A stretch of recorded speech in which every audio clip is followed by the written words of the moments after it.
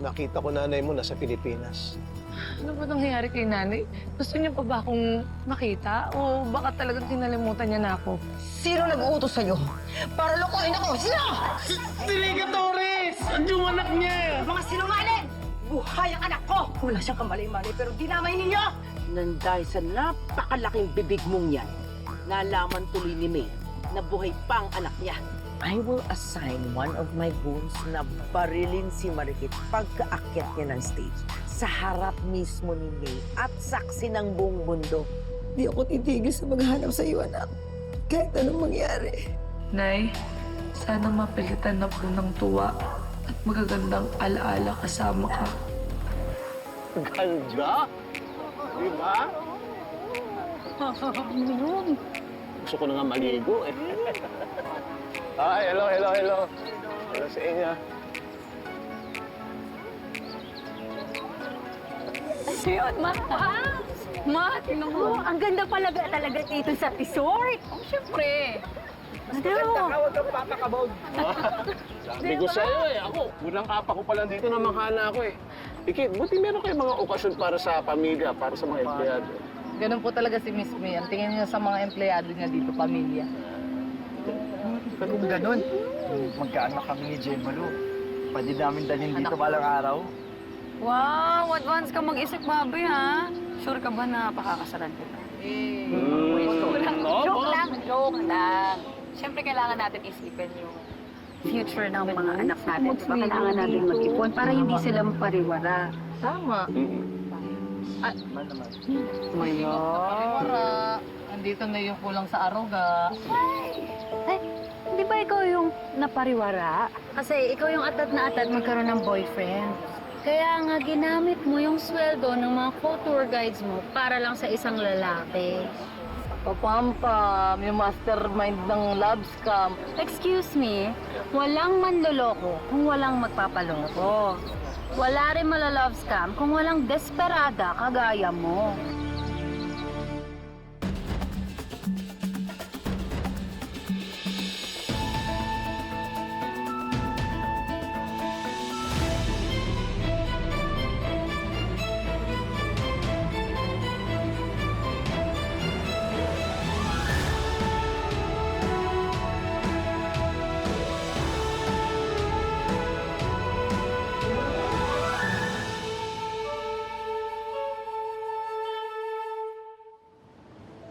Tama na yan. Bakit ka ba nandito? Nasadya mo, ha? Kupakay mo dito. Oo nga. Alam mo, kung gusto mo makipagpuksaan, huwag kami dahil lalaban kami. Tsaka family day, di ba? Ba't ka nandito? Wala ka namang pamilya. Ouch! Grabe. Napaka-war freak niyo talaga. Di ba pwedeng gusto ko lang kayong kamustahin? Gusto ko lang malaman kung kamusta na kayong mga kapitbahay ko dati sa Daraitan. Kasi di ba, sino mag-aakala na mga katapak ang katulad nyo dito sa isang world-class resort? Alam mo, hindi ko gusto yung tabas ng dila mo eh. Bilang pag-alam na lang kay Pareng Gani, na naging asawa ni Rica at naging ama-amaan mo, pwede bang umalis ka na lang at baka samahin ka sa akin? Sige na. Mawalang galang na, Hal. Umayos ka. Asa ba yung green team? Parang wala namang kasamang green to. Awawa naman. Ay, enjoyin nyo na lang ang araw nyo. Sulitin nyo na. Kasi bihira nga lang mangyari sa inyo to, di ba? Lalo ka na ikit. Baka hindi na maulit to. Kaya make sure you spend quality time with them kasi, you know, life is short. Nagsasabi mo, adi ka ba? Knowing you kasi, ikit, mahilig kang umeksena tsaka magpasabog kapag may mga events, di ba? Gusto mo, ikaw yung center of attraction. Kaya, good luck na lang sa'yo mamaya sa pasabog mo. Pasabog. Pasabugin ko mukha mo. Mas ka nga dito, papampam ka. Sige na. Nagsasabi mo. Sige na! Wala ko lang pamilya. Papansin. Tara, ano tayo? Sige na nga, ba't? Excited na. Excited na ako mag-swimming. Bado? Tutulak kita dyan eh.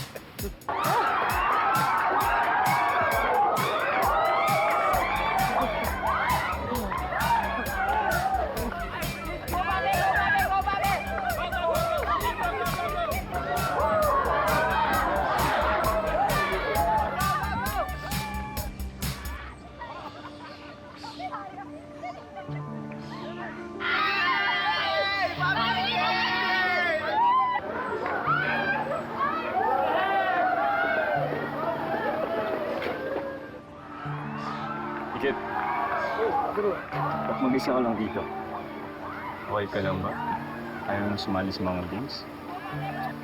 Parang timang kasi to si Angela kung ano-ano mga pinagsasabi. Paisip tuloy ako bigla, nag-alala ako eh. Nang parang tipong may hindi na naman magandang mangyayari. Well, you don't have to worry.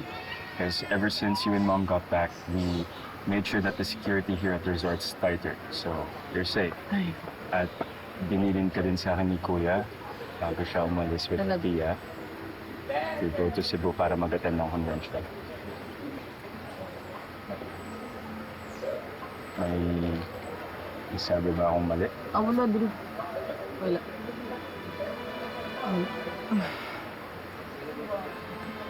Look, Ikit. I know you're sad kasi nakikita mong bumabalik yung dating closeness ni Kuya at ni Tia. But maybe it's a blessing in disguise. Kasi baka may iba na meant para sa'yo. And baka nandyan lang siya sa tabi-tabi pero hindi mo kasi siya napapansin.